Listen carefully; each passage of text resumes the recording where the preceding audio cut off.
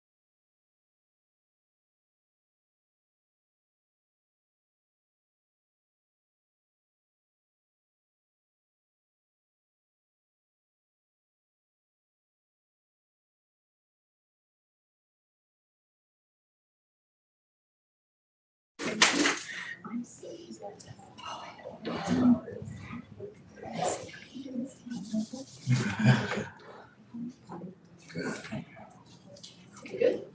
Good, okay. All right. Let's see, we will reconvene open session at 6:42. No action taken during our closed session. Our student representatives have joined us. So how about we start with ECA update from Diego.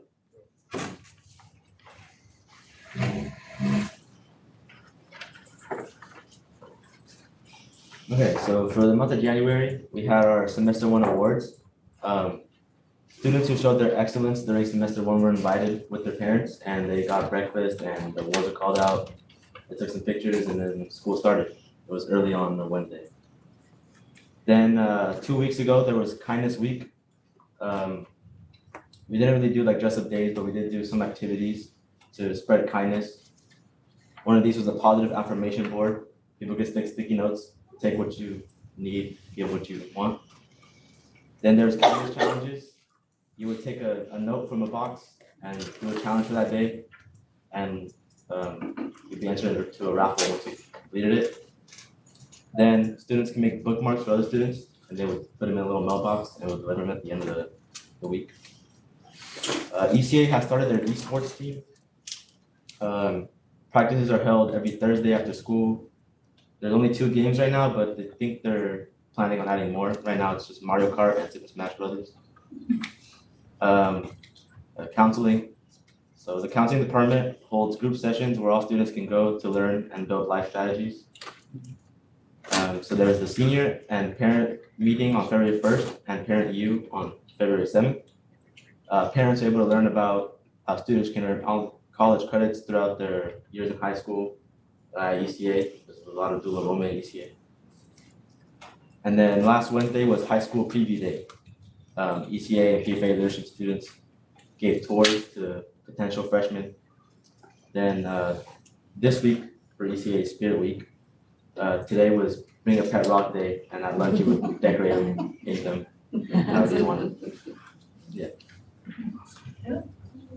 Thank you.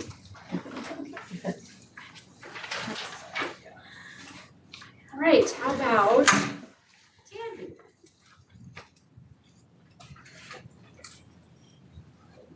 Okay, as January was the first month after we wrapped up 2022, there was a lot that like hit us. So we had our third selection of learning labs and students are just loving it. So we recently had DIY join and they recently made like wax candles. And we have yearbook as normal, and then we have leadership for like people who are not in web or ASB and want to just like improve their public speaking and leadership skills. And we had like a lot of different electives, including like something like STEM or movie making, and yeah. And 7th and 8th grade basketball started up with the girls team winning their first game, and they've been on an undefeated streak so far, and both boys and girls have made it to the semifinals, which is tomorrow, so you can probably come in. The girls are at home, the boys are at Thomas Middle, and whoever wins goes to the playoffs. And we had Kindness Week in collaboration with PFAA, ASB, and Web. I think we chalk it up outside in the quad together, I think on a Wednesday morning. And along with that, leading edge 7th and 8th graders made butterfly art to project at the PFAA dance recital, the butterfly one, and everyone loved it. And 6th graders were taken on a field trip to Marine Headlands where they stayed overnight and did a lot of STEM activities at the center. We also had humanities night. I saw a few of us, our board members, so I just said hi to them. Our 8th grader C-SPAN winners presented their videos, and some of our pictures are on our Twitter page. And one thing that isn't mentioned here is that we had some Valentine grams that were passed up today during homeroom because we don't have homeroom tomorrow. And for recent events, we had MLK Day followed by a staff day, and we had a fire drill. And we also had the Poetry Out Loud competition between Leading Edge, PFA, and ECA. So great job to all of our contestants. And who was the winner? I was the winner for leading it. And my runner-upper was a sixth grade student called Abigail Sanchez. She did really well. And we also had preview day where our Star Academy fifth graders came to preview our campus. Our web leaders took charge. Tycho performed for them and they went through our classrooms. And then I think after a few days, the parents also came in and peeked in on us. And for our academics, we had our mid-trimester report cards go out, just a way to have the parents update on their kids. Our amazing sixth grade math teacher, Mr. Guzman, had started some tutoring where sixth to eighth grade math experts help tutor sixth graders who need some extra support to help them become comfortable. Thank you for listening. Any questions? Thank you. All right, next up, PFAA key, please. All right, so good evening. Hope everyone's having or has had a good day so far. So for this report, starting off, Student Services wants to spread the message of kindness with Kindness Week that happened from January 23rd to the 27th. So there is a Chalk It Up where students around the campus drew all over the campus and just spread positive messages. We also had a poster in the amphitheater with kindness actions for everybody to do throughout the week. So I would say it was a pretty positive week that time. And so next up we had the Lunar New Year celebration that the Mandarin department held. And this was on January 24th at lunch in the amphitheater. So thank you to the students of the Mandarin department sharing the beautiful culture of, sharing their beautiful culture with really cool performances. And on January 27th and 28th, of February, Black Rock Dance Company's New Memories and Beginnings happened. So it was a dance show, and here there was featured live musicians from our advanced jazz band. So congratulations to the dancers, musicians, and tech group for an amazing performance. And hopefully you guys got to see that as well. Also at the same time happening, Open Narrative was the visual art department's art gallery that opened the same day as the dance showcase. So this featured several pieces from our GPS class, Painting 1, Drawing 1, and Ceramics 1. So amazing work to our visual artists, outside pieces in there. So that was pretty cool to see my art in the fan lobby. And on January 28th, our NCS vocal ensemble performed and competed at Folsom Jazz and did an amazing job. Our SATB group, I believe, placed fourth, so amazing job to them. Next, the One Voice Yellowstone interview started happening on January 30th, and so I believe the students chosen for that should be announced soon. So good luck and great job to the ones who made it to the interview rounds. Now, finally going on to February updates. The Acting 2 Honors class opened their show called A Woman Called Truth on February 1st, which was the student rush performance that happened after school, and February 2nd in the Black Box Theater for Linnea, which happened on February 3rd. So congratulations to the participating students for an amazing show and wonderful job at Linnea. I wanted to, it's not written on here, but the Acting 2 Honor students did an amazing job, and a lot of them got awards. So I want to quickly go through them and give them their glory. So receiving bronze in the monologue category, we had Lillian Huen and Sydney Gordon. Emily Young won silver in command performance and the monologue category. McKenna, I'm sorry if I butchered her last name. She won gold in the musical theater solo. Nevaeh Bowie got gold in outstanding performance and in a one-act category. Avery Mordwino won gold in best student director of a one-act category, and the overall act, A Woman Called Truth, got gold for the best one act. So amazing job. And the instrumental music concert Winter Classic happened on February 3rd, featuring AM Jazz Band, Percussion Ensemble, Strings Orchestra, Honor Orchestra, Beginning Woodwinds and Brass, Symphonic Band, and yeah, those were the ones who were featured. So congratulations to the musicians and tech for an amazing show. The P4A Vocal Boosters Cabaret Through the Decades happened on February 4th in the Benvenuti, and the students put on a really wonderful performance. We also had preview day on February 8th, but you already heard that from our previous updates, but pretty important to mention. And dance company, advanced jazz band, orchestra, and symphonic band, percussion ensemble, and vocal ensemble, and acting two honors had their Disneyland trip February 9th to the 13th, and they showcased some amazing performances, took master classes, and had an overall fun time. If you guys had students, or if you guys seen students from there, they were pretty tired, but I mean, they had a pretty fun weekend there. And last update that I didn't put on here, but is important to mention, we also had Poetry Out Loud, and to quickly shout out the winners for the high school division category, Samantha L. from PFAA, and also the runner-up, Hayden K. And that's it. Thank you. Thank you. All right, Lily, how about the fact update? Since our January meeting, many exciting things have happened. We started our semester 2 workshops such as dance, drama, band, choir, strings, watercolor, and many other things.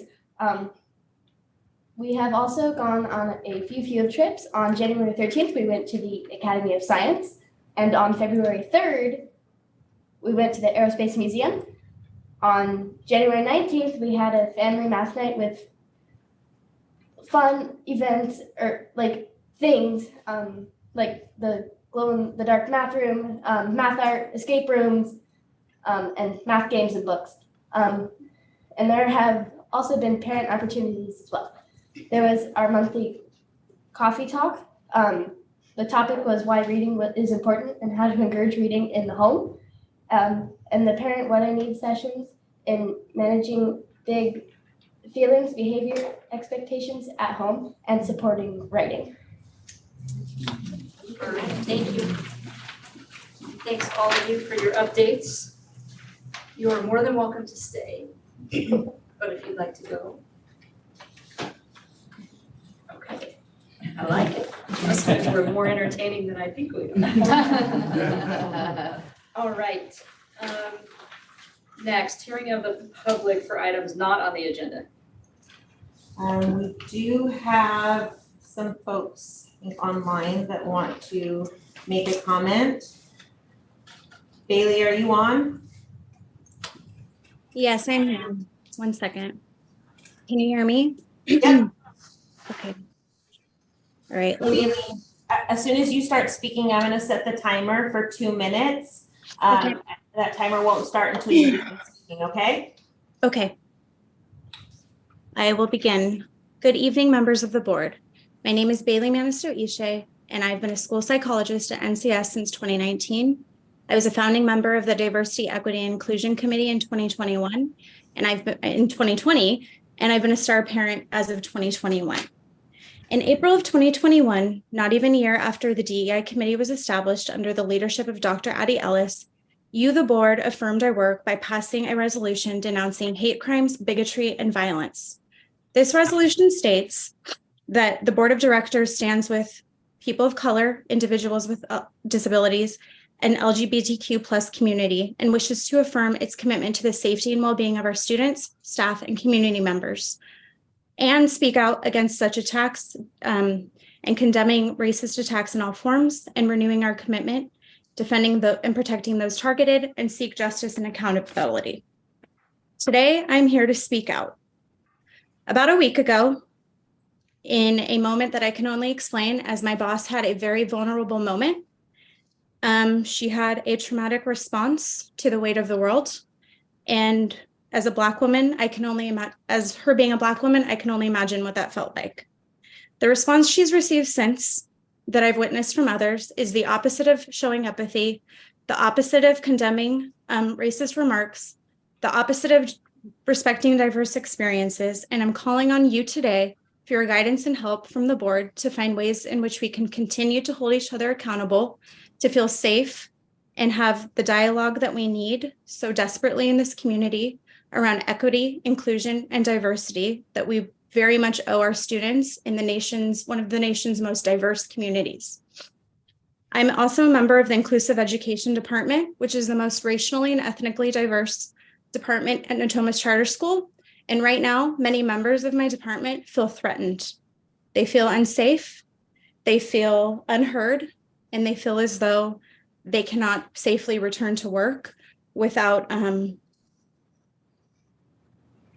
leadership of Dr. Addie Ellis. Bailey, that's time. Thank you for your comment. Thank you. I believe we have, all right, come on up. Got one more public comment. Is it this way? You may, yep, come on up. Either way. Do you need my card? You can come this way. You can keep it if you need it to Okay. refer to, and then I'll collect it from you I've never afterwards. done this before. Well, and other things, just not this. I don't know your name though. My name is April. Hi, Last name April. Jean. My daughter is Alex. Hey, well, nice to meet you. So you heard what I just said to Ms. Bailey. The timer will start once you begin speaking. You have 2 minutes, okay? Okay, great. Hi, everyone. Good evening. I'm just gonna read so I don't get off track. Yeah. My name is April Jean. I am a parent here at PFAA. I've been for the last 3 years. And I'm also a parent, a sister, and a colleague of Dr. Addie Ellis. And I just wanted to come here to speak on her behalf. She has obviously had a stellar career here over the last 6 years of serving children and community. And on February 1st, the first day of Black History Month, and the Tyree Nichols funeral, she was expected to conduct a performative remedial diversity, equity, and inclusion training with her staff. At that meeting, she was disrespected. First, when the majority of the room stated that they felt like prisoners in a DEI space. And as I remind you, this is really an important conversation to have, especially during Black History Month and on the heels of what occurred with Tyree Nichols. Second, during that presentation, a teacher opened up their computer and began to work on something else as if there was nothing else going on in the world. And now there's been an ongoing conversation about her character and her career and being deemed the angry Black woman. I personally know Dr. Addie Ellis. Again, she is my sister. And when she speaks with fire and passion. And when you're thinking about holding yourselves accountable as a restorative community, the expectation is that you have conversations about a harm that may have occurred. So thinking about how did you feel when you X and what was your intent, as opposed to jumping to conclusions. To date, it is my understanding that no one has spoken to Dr. Ellis to ask a simple question about how she was feeling and why. Questions grounded in empathy and humanity were not asked. Are you okay? What happened? How does it feel to exist in a world where racialized trauma is seen every day? And as the only Black administrator, these are important questions to ask. What is the best way for us to understand each other's lived experiences? And I can quote research about the impact as a DEI consultant about the various forms of microaggressions and insults. And I could teach you about racial equity and culture and equity, but to be honest, I don't think that's necessary. I think we all know the importance of why Dr. Addie Ellis deserved more respect than she got. Thank you, April. Thank you. Are there any other members of the public in the audience that would like to speak during this section?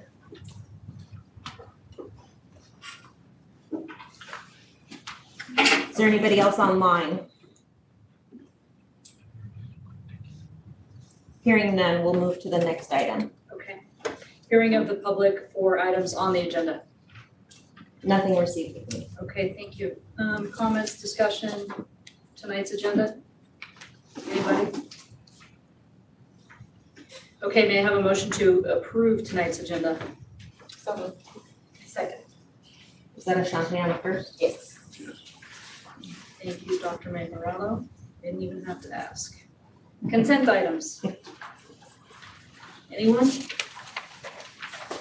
Okay, may I have a motion to approve tonight's consent items? Thank you, Sean. May I have a second? Second. Thank you, Doug. Okay, action items. Oh, wait, we need a roll call vote. Oh, gosh, I'm sorry. Okay. It's been a month. Roll call vote, Doug. Thank you, Nita. Yes. Ashanti. Yes. Jennifer, I'm a yes. Dr. Mayorado. Yes. And Mr. King. Yes. Okay. Oh, did I need a roll call vote on approval of agenda? I did, didn't I? Yes. That was just it? Now we'll do a roll call vote for the consent items. Mr. King, Yes. Dr. Mayorado, Yes. Jennifer, I'm a yes. Ashanti? Yes. Nita? Yes. Doug? Yes. Thank you. All right. Now, action. Yeah, okay, just making sure. See if it's good, we'll move on. Action items, we need to approve the 2023-2024 comprehensive safety plan. Correct. Dr. Ellis is out sick today, so I'm filling in for her. But this has actually been Ms. Hone's work with Dr. Ellis. So Ms. Hone, do you want to speak about the comprehensive safety plan? We have some new exciting partnerships that we've been able to add to the safety plan this year. We've been working with SAC PD. In fact, they're coming out tomorrow to work with us on some VCI, violent critical incident drills and protocols. And so we're excited to have that addition to our safety plan. There are no other procedural changes at this time, other than just adding the SAC PD component to it, updating some penal codes and things like that, links, otherwise it's standard. Okay, any questions, comments? Okay. May I have a motion to approve the 2023-2024 comprehensive safety plan? Approve. Thank you, Doug. Second. Thank you, Maria. All right, next up. Roll call vote, please. Oh my goodness. One of them. I might have to step in. You're keeping us on our toes. Doug? Yes. Nita? Yes. Shante? Yes. Jennifer, I'm a yes. Maria? Yes. Yes. Thank you, Sean. Okay. Approve, let's see, Natomas Arts and Education Foundation, board members, Dr. Wood. So the Natomas Arts and Education Foundation Board in their bylaws can have up to a majority of the board members appointed by this board, since it is a foundation that serves the school. So we have two board members who are up for renewal, so our reappointment by this board. So Michael Wang and Rachel Farrell. So basically, by approving this, you're reappointing the two of them to the board for February 2023 to February 2025. Okay, may I have a motion to approve? So moved. Thank you, Ashante, a second? I'll second. Thank you, Nita. Roll call vote. Doug? Yes. Nita? Yes. Ashante? Yes. Jennifer, I'm a yes. Maria? Yes. Sean? Yes. Okay, did it. Let's see, job description for special education data specialist. Sure. So as our inclusive education, also referred to as special education department, has grown, we have the need for a full-time data person. So the state of California collects quite a bit of data for our inclusive education students. And so this particular position, we have a staff member doing it in part-time, but as we plan for the coming school year, we are making it a full-time position, and that's the job description before you tonight. All right, any questions? Okay, may I have a motion to approve the job description for special education data specialist? I so move. Thank you, Maria. Second? Second. All right, roll call vote. Sean? Yes. Maria? Yes. Jennifer, I'm a yes. Ashante? Yes. Nita? Yes. Doug? Yes. 2 in a row. All right. Next up, California State Budget for K-12 Education. Anita? This is the first time I'm using Google Slides. I have to translate PowerPoint to Google Slides, so we'll see how that goes. And Ziva's gonna be on there.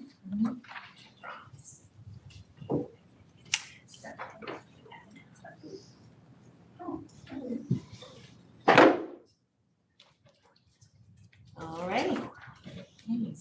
Okay, so you can go to the next slide, Ziva, on here. So this year we went, January 18th or so, Joe and I went to the school services presentation. But also I listened to a presentation from Capital Advisors Group as well as Charter School Development Center. So I borrowed a lot of their information and stuff. So this is giving them thanks for my pleasure, all the thanks on there. So you can go. So on this, the budget themes here, overall, this is a good budget, but the boom time is pretty much over, right? And so Governor Newsom, this is the beginning of his second term, and he's dealing with his first deficit budget on there.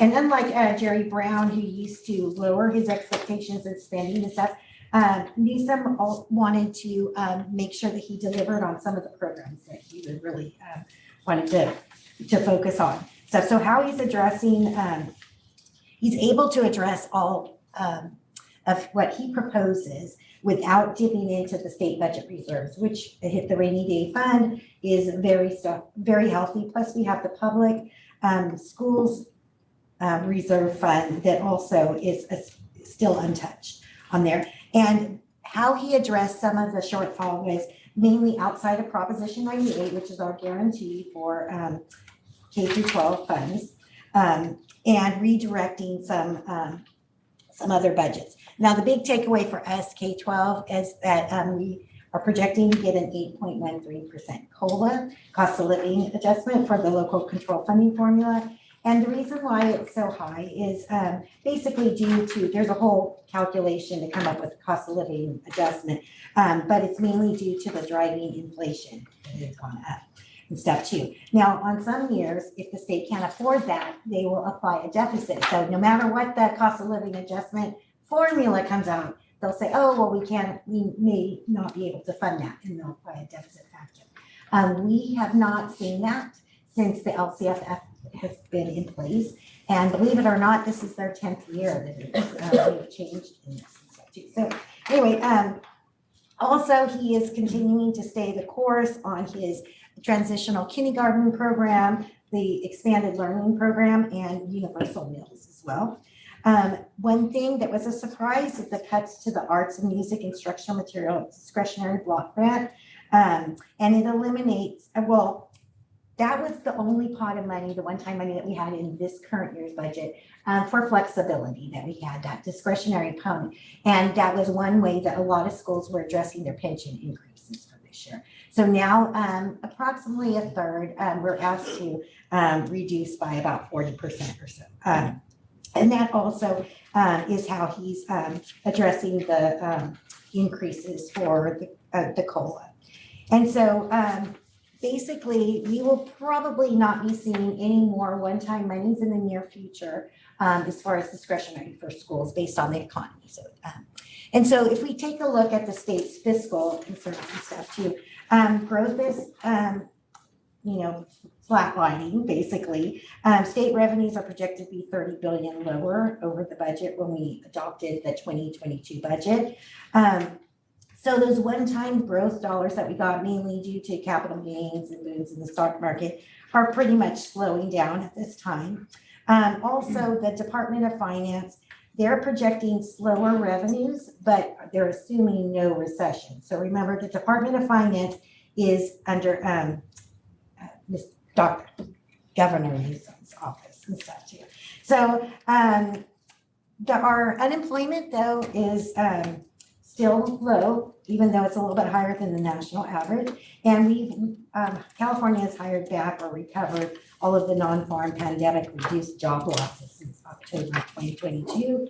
But personal wages are slower increases than expected and stuff too.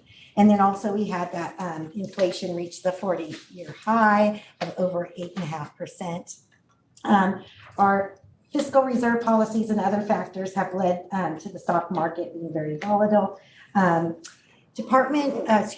Legislative Analyst's Office recently posted that they right now do not agree with the governor's projection and would like to see it be a little bit more conservative. So Ziba, go over to the next one. Proposition 98, our minimum guarantee for education funding. On this slide, it kind of compares the LOA's office, legal analyst's office, to the governor's budget. And you can see that they never really match stuff on there. But the LOA is projecting that they think that the governor's office has over projected revenues by about $3 billion over the course of 21-22 through 23-24. But the governor's budget plan does include $108.8 billion for Prop 98 funds. So if you go to the next slide, Ziba. I always include this historical slide. This is over a 36-year period when we first started and voted in Prop 98. And you can see that the state of California has done a pretty good job in in putting more dollars into education. And you can see during the recession years when it dips down a little bit. Okay, so local control funding formula. So the projected COLA is 8.13%, and just the COLA alone is about 4.7 billion. Total LCFF, which includes all the add-ons for supplemental concentration, is about 5.04 billion. However, the key note on that is in order to afford that $5 billion, the governor's using 1.4 billion in one-time funds to fund that ongoing increase. That's something in accounting and stuff that we normally don't use one-time money for ongoing expenses. So something to be aware of on there. All categoricals that are ongoing which get the cost of living adjustment at this time projected to 8.13%. And then new here is an equity multiplier. And so really this, next slide, I wanted to include this. Now, Natoma Charter School, it does not qualify for these funds, but it was a result of a compromise where Assemblymember Weber wanted to really focus on the highest need students. And so this is a compromise in the governor's proposal to meet that need. They say that it is an add-on to the local control funding formula. And it's in order to qualify, it only really touches 600 schools within all of California. So you have to have 90% elementary kids with federal free applications. So not even free and reduced, just free. And then I think the percentage goes down for high school students of 85% on there. But they, like I said, they say it's an add-on to the local control, but only the 600. And so for all intents and purposes and the audit requirements, it's pretty much considered a standalone categorical program at this time. Okay. I'm going to pause and even say that particular program, it has a lot of political conversations going on around it. So it could likely change, but at this point, as Anita was sharing, we would not qualify for these additional funds, but we'll see how it shapes out. It's 600 schools currently, 400 of which are in LA Unified School District. So, and it's a commitment of 300 million. However, it is a suggestion by the Legislative Analyst's Office as a cut item if we needed to lower that pay rise and such. The next slide over here. So this is the LCFF funding by grade level. When you start off with this year's base, apply the COLA, and you get the 23-24 base rate per ADA. And then the grade span adjustments for TK through third grade and 9 through 12 for CTE. Now, notice the blue column. That's new here. We have a TK column. And because we're getting additional funding for universal kindergarten, that's added on to the local control funding formula. So they're rebenching that to include that. And I'll be speaking more on the TK program in future slides. But notice that we get over $3,000 more. So not only do you get the grade span amount and the grade span adjustment, you get an additional TK for our students there. So over $13,000 to TKers and stuff too. And then also, if you look at the bottom of the slide, so we have the adjusted base when you add the 20% supplemental grant add-on, and then if you qualify for the 65% concentration grant, which we don't, you can see all of those added together. If you look on the high school, for a school such as a Twin Rivers or something that meets those concentration grant levels, that's over $22,000 or so again. And that's what you'll hear in the news from the politicians of what they're contributing per student now towards that. So do but next. Okay, so what does that mean for us? So so basically our average is going to be and this is TK through 12 is 11,570.87 times projected average daily attendance. So we're projecting to get about $20.4 million, and that would be for next year. And that is $853.09 per ADA over this year. So that's a substantial increase. And because of our unduplicated count UPP percentage and stuff, The average is a little higher than that. We're about 30% lower on that piece, but that still is a substantial amount for next year. If you go to the next one. Okay, so pensions. So in 22-23, the pension increased substantially for this year for CalSTRS members, and it's projected to remain flat. So we're not projecting any additional costs based on staff that we have of today. But CalPERS continues to grow. And so you'll see that projection there. We're going to go.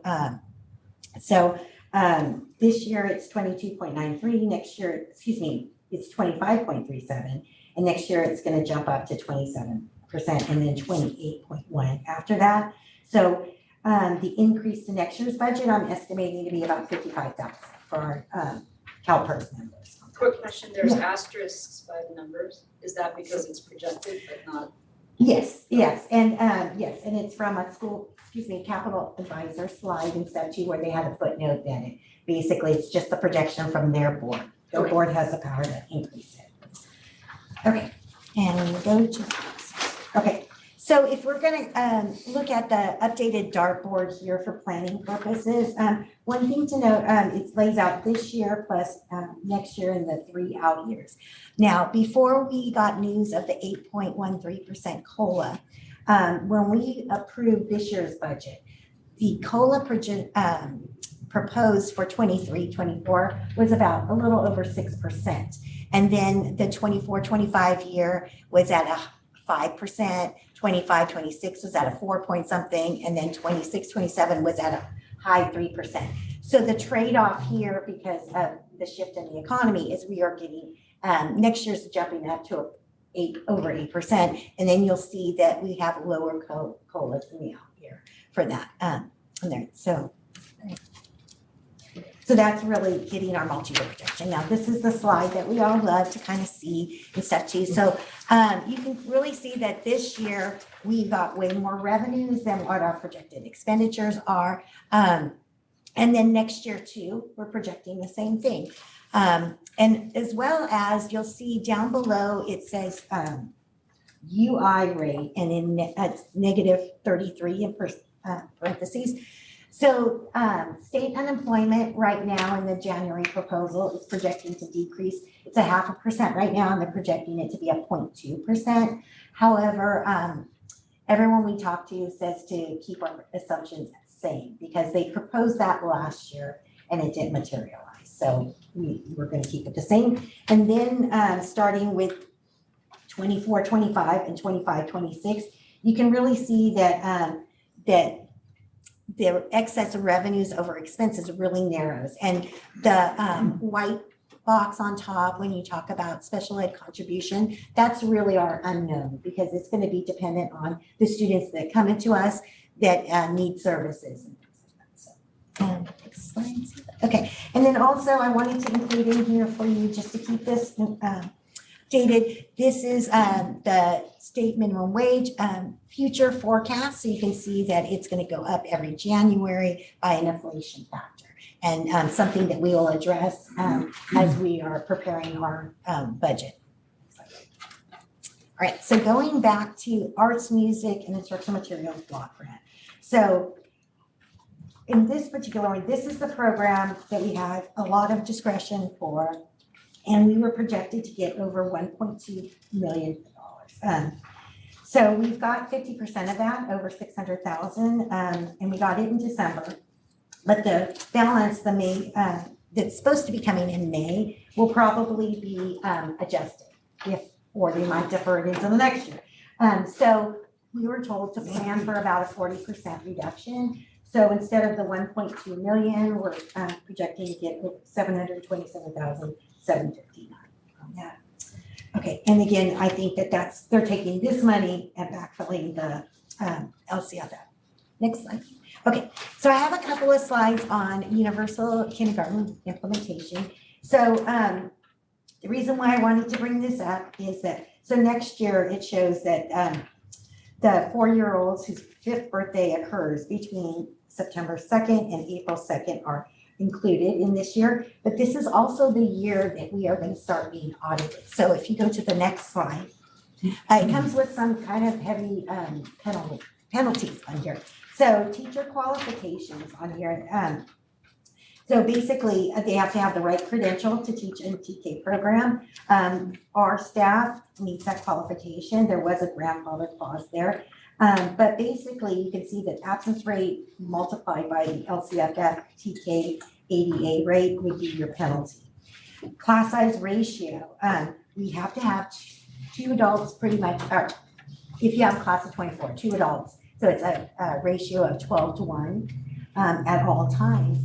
And that's something that we will definitely be audited on, and I have a tracking sheet for that as well. But if, so right now we have a teacher and a para. If that para is out ill, or if the teacher is out ill, we definitely get a classroom sub, but we need to pull in paras and staff appointment. Always make sure that we have that 2-to-1 ratio. And then class size, we cannot exceed the 24 as well on that. So there's some pretty hefty penalties if we have an audit finding.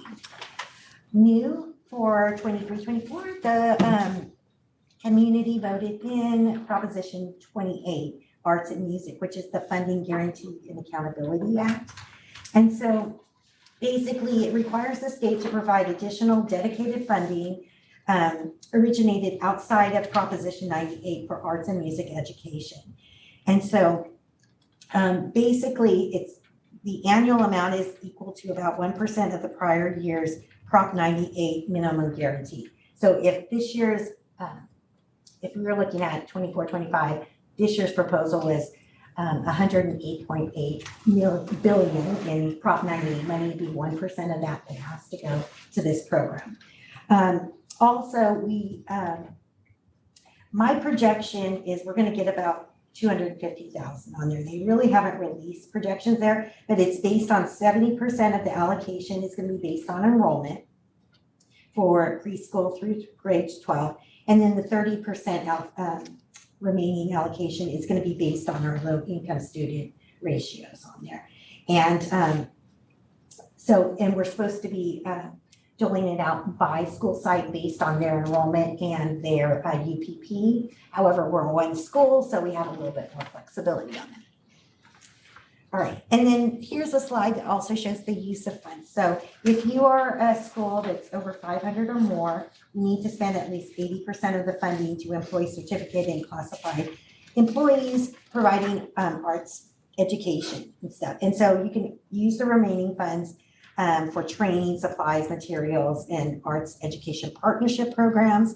As a condition of funding, we must do the following annually: certify that the funds are used to provide arts and music and that the funds expended in the prior year were used for the same purpose. Certify that the funds received will be used to supplement, not supplant, for that arts and education programs. Also certify that no more than 1% of the school's administrative expenditures in that fund received in the prior year. So basically, that would be if we would do an indirect cost or charging some administrator. We can't exceed that 1%. And then we have to submit an annual report annually. So as we build the budget, you will probably see we're going to be bringing this plan to you and certifying. We're going to have a base year that basically is 0, and then moving forward the adopted budget year. Okay, so state special ed. I don't have a slide for federal special ed because we really are dependent on Sacramento SELPA sending it out. It is around $125 per ADA, but they really haven't given us any news on that. But I was able to include this slide for state. It is getting the 8.13% COLA, which is approximately $886.66 per ADA for a school's total enrollment. Now, the nice thing about this little caveat here, because every SELPA has their own formulas. So a SELPA like El Dorado, they strictly go by the AB 602 funding, where this is your population of students, this is how much you're getting per student. Our SELPA does a little bit differently and stuff, but now they put into law that for this year's or for next year's budget, we are guaranteed to get 8.13% over what we're getting this year. So regardless of how they allocate it or what the formula is, we need to see that increase, which is gonna be about 110,245 for us, which is really nice. And then they also have, they have the moratorium is extended so that you can't start your own single district SELPA. And then also, it is required for all SELPAs to be able to post their annual local plan on CDE's website, which we are meeting that compliance. So, next slide. So what's next? The states in their budget hearing committees, will they propose, take action to reduce arts and music? I don't know. They also approved to delay filing your taxes. Did you guys know that? So April 15th is no longer the deadline date for this 2022. You have until May. However, what that means is that their May revise is going to be not as firmed up of projection because no cash receipts are in.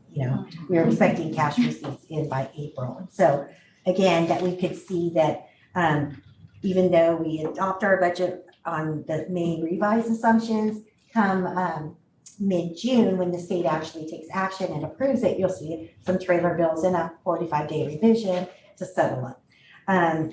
So they'll also be posting out the May revised prior on or before the 15th of May. We're going to the May revised workshop on the 19th, and then the state's final budget has to be done deal by June 30th. They usually, I think statutorily, the 16th to get paychecks. And then also there'll be some Budget Act workshops in probably early July, not end of June, on what it really means in the state budget once it's done.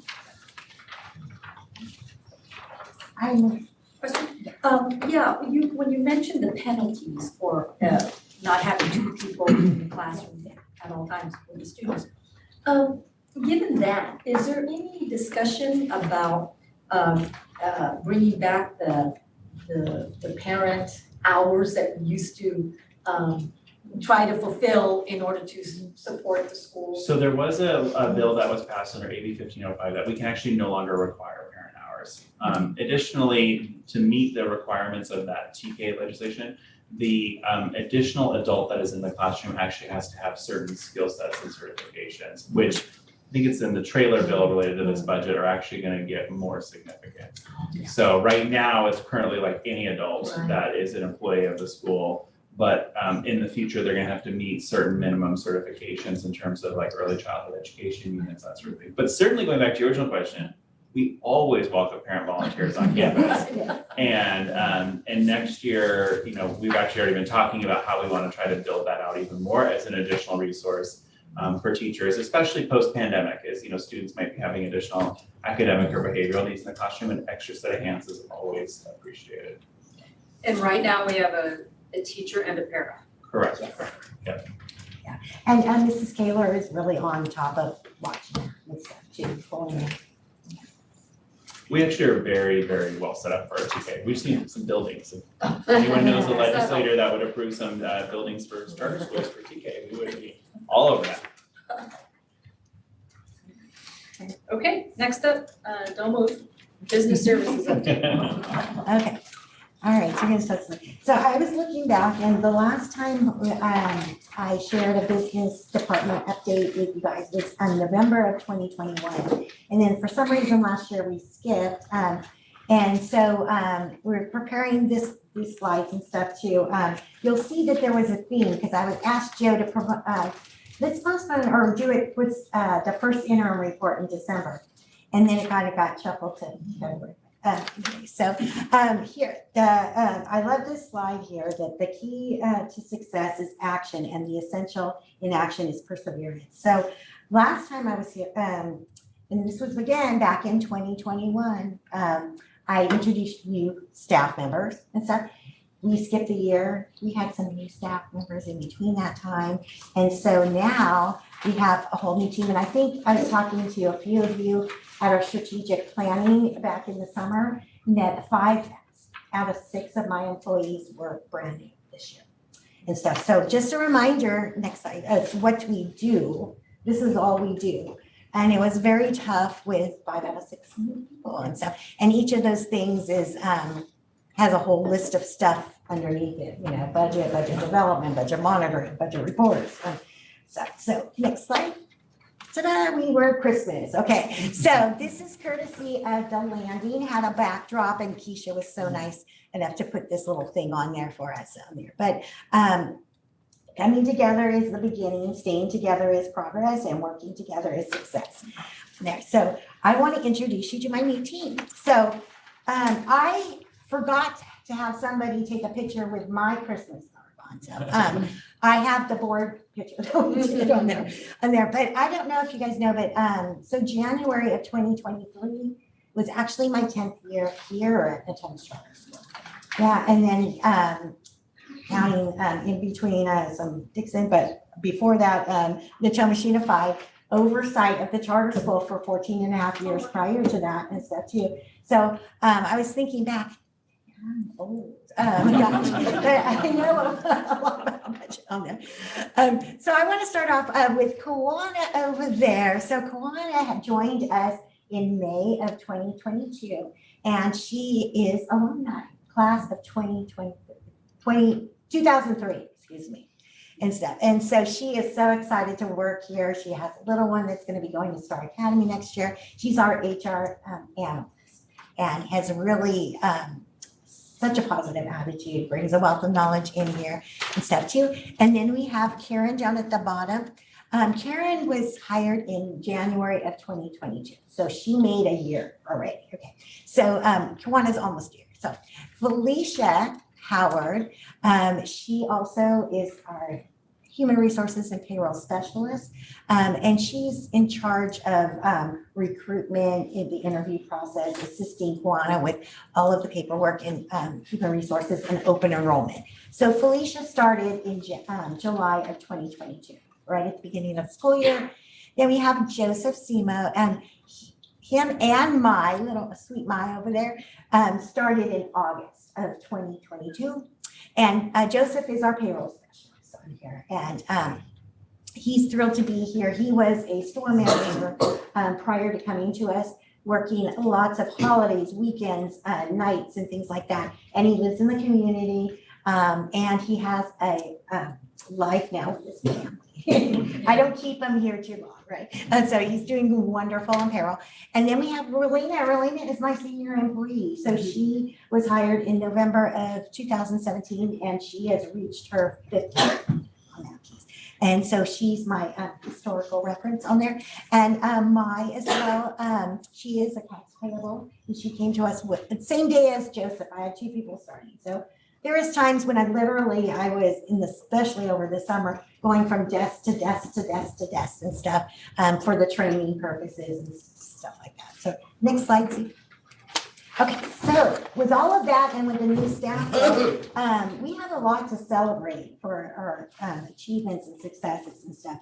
And one of the things which may seem minor to people, but Rolina and I worked really hard with our county office IT department for our financial system to get electronic signature for me on the purchase orders. So all the purchase orders that come through, besides Joe sees all of them and signs them and stuff too, but I sign as budget approval and code them and things like that. And before this switch, once Rolina processed the purchase orders, I had to see them again to sign them, and I only need to sign them once and stuff. So it took a couple of months. The county footed the bill for paying for the graphics and all that other stuff, and we were able to get that as a time. So I was really happy about that. Also, we went live on a new human resources management system. It was part of Frontline Technology. We reference it as HRMS. We went live July 1 of 2022 with all those new people. And my system management expert who wanted this system left in April. So it was very challenging, but they figured it out. They got it going and everything like that. Now, one thing that was kind of a hurdle and a challenge for us too is that we've always had absence management and time and attendance, which is through Frontline. But when we implemented the HRMS system, which is the driving force, they decided to link all 3 modules together. So when we were able to say, oh, you need to be in absence management, let me set you up really quick, or let me set you up in time attendance, it had to go through this first, the HR system. And so there was a lot of trial in there, a lot of help desk tickets and stuff, but we survived it. But the system really didn't live up to what they promised and stuff too. So I don't think we're going to be renewing it. We're looking for something else. But the good news is that position control is fully implemented on QSS. We got it pretty much projecting to the dollar. And so we are going to be using our finance system to the best of its ability for some of that process and looking at other systems to complement QSS as well on there. Next, we processed as you know, you approved the payroll one-time bonuses, raises and retros. Kudos to Joseph. I mean, brand new, never processed school payroll and stuff. We got through that. They also came in when we were closing the books and we had no audit findings, so that was awesome. They were here to help us start the new year and all the purchase orders and things like that. We got that done. And then also, they're so enthusiastic about cross-training, staff development, team building. So this team is really works cohesively together. So next slide. So our upcoming goals and objectives and stuff too. Asking the staff really, I always have like a major theme for the year, and then every staff member has their own professional development plan as part of their goals and things like that. For this year, the team wanted to focus on customer service, and then the previous year, we were also working on organization and time management skills. So we're still focusing on that as a group and really developing or changing procedures around those areas.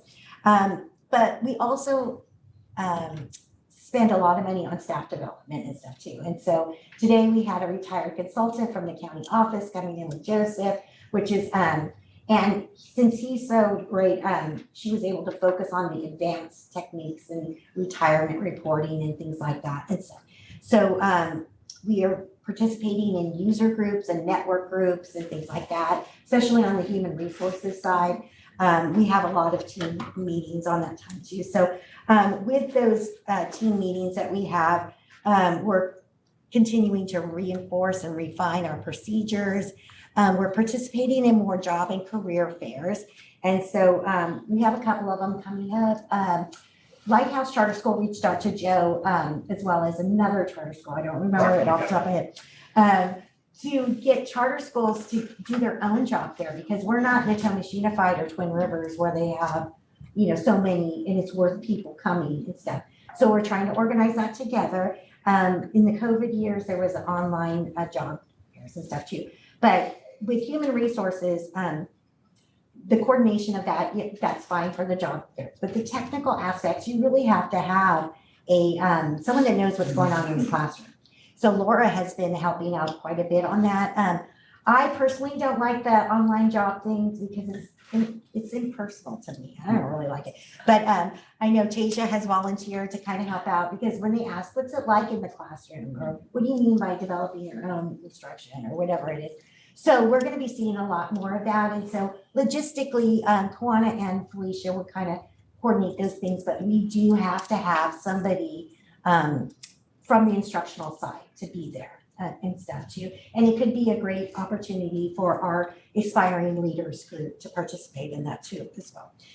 We're also revamping our website and internet pages.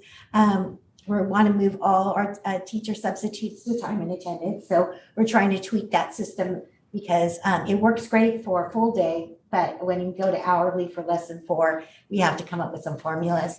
And then also we're working with PFAA and ECA regarding TA classes and interns and stuff. So they got me on a choice on the next year's catalog. So we'll see how that goes on there.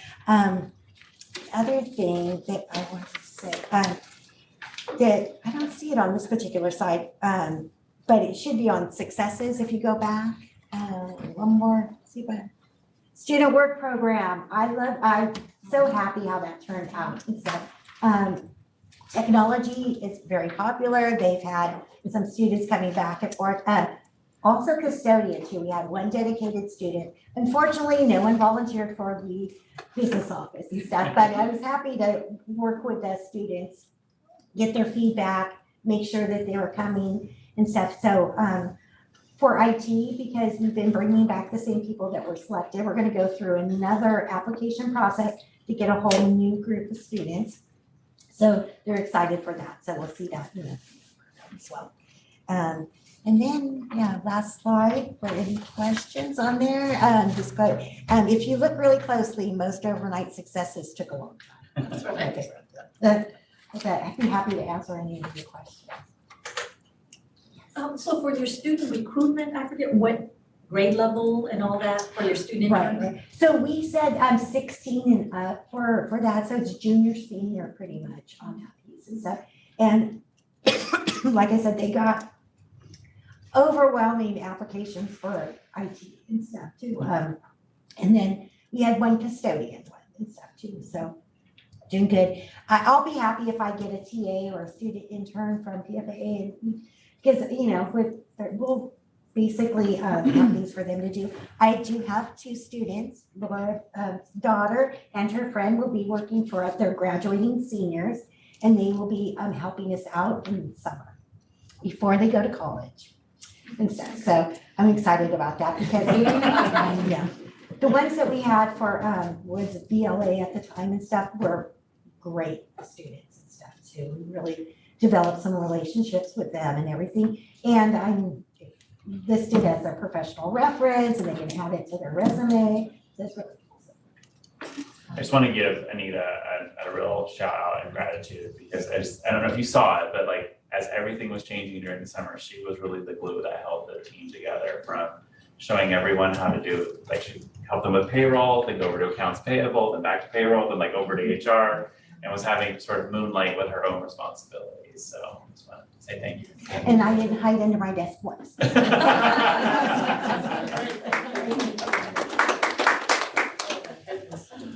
All right, next up, enrollment report from Dr. Wood. Enrollment report. So in front of you is our enrollment as of the end of January, so January 31st. You'll see there's, it's basically in leading edge and PFA, we were kind of down a couple. We're in the process of offering those seats. So typically what we do is if students move or leave the area or whatever, we offer seats in our site-based programs until the beginning of the 3rd quarter, which this year is on March 17th.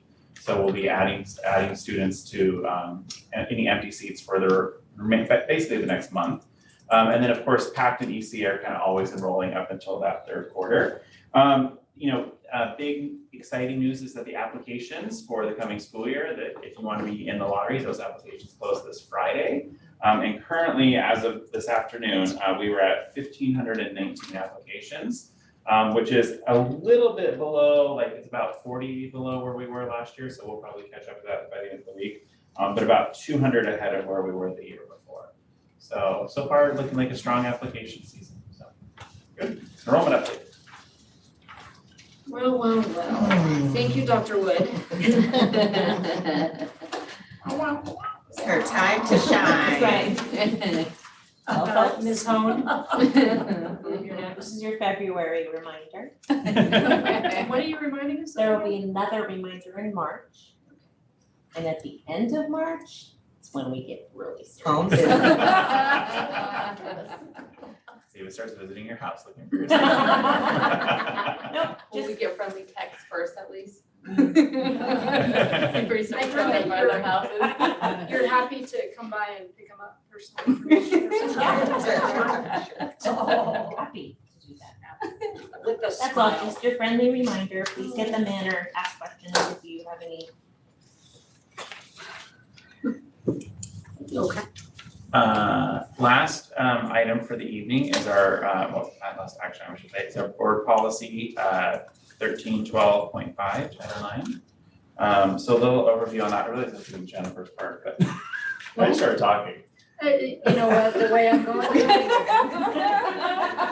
like, wait, I don't remember saying this part. All right, we gotta figure it out. Anyways, so our Title IX policy. So typically the student services director and the executive director, so currently Addie and me, we're the Title IX investigation team. And so the way Title IX investigation works is one party does the investigation and then makes a recommendation of any sort of disciplinary activities to another person who then enacts that discipline. So typically the way Addie and I have worked is Addie does the investigation, I do the discipline. But as we were working through a particular situation, we discovered that Addie and I have a conflict of interest that doesn't actually allow us to do this one particular case that we were navigating. So Laura graciously stepped up to assist. But what we realized through that process is that we really needed to add some language to our policy that basically would say, or designee, if there was an extenuating circumstance that would prevent the typical Title IX team to do the investigation and the discipline.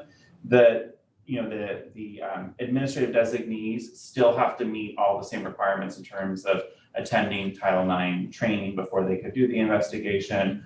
We also, in our, I should say, they're pretty rare for us, but because they are rare, we always work very, very closely with our legal counsel. And so, in like this particular case, Laura, here's the phone number, and she took it from there. So this would just be, this is a first read, could come back next month as a second read, but really the only change is adding that administrative designee aspect. So, any comments or questions?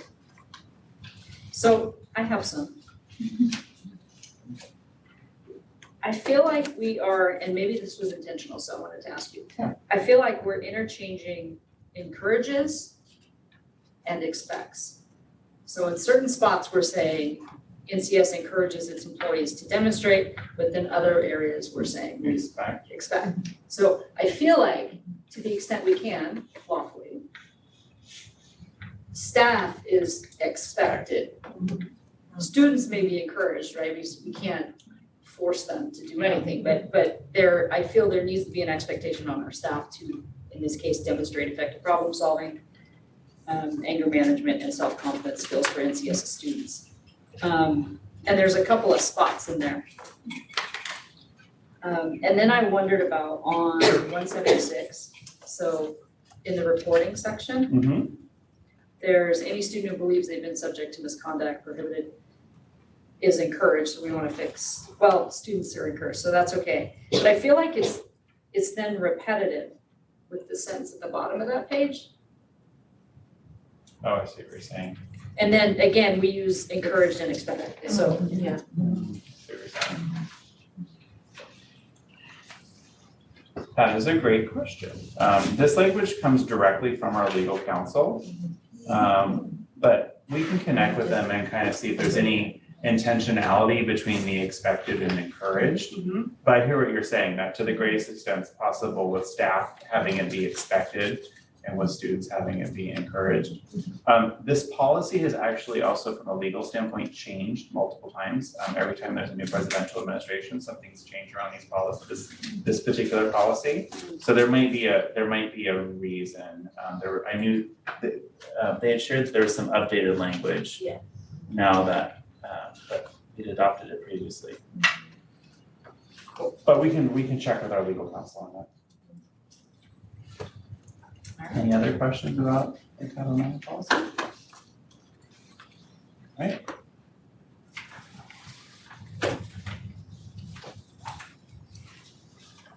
Now it's my turn again, that's right. Executive Director comments. I'm going to write a couple things down. As I mentioned, applications close on Friday. So if you know anyone who wants to apply to our school, please make sure they get their application by Friday at 4 p.m. We also have a 5-day weekend coming up. So students will not have school on Friday or the following Monday or Tuesday. Hopefully, if you're a parent, you have planned accordingly. Otherwise, This group right here. Got 5 days for us. And since this month of February, we are proud to be supporting Black History Month here on campus. And actually, if you look around this particular space, you'll see some things that our library staff has been putting together with the students. There's actually some posters there. This is a student created poster back here. If you go out the door on the other side, there's a Black Excellence like display case that's actually been put together. And then we have some books back here, but then teachers have been doing all sorts of different lessons in their classroom. For instance, I was in Miss Robinson's classroom this week, and she's doing a fun activity where she wears a different graphic tee. And so like one was like a Malcolm X related graphic tee, another one was a Rosa Parks related graphic tee, and they're doing some writing activities with it. So teachers are kind of weaving it in. And then as Key mentioned earlier in her presentation, we had the play Truth that our students did, also related to Black History Month, that went to Linnea and won all of the awards. So it's quite a lot going on here on campus. So it's been a great month so far. Great. Board of Director comments.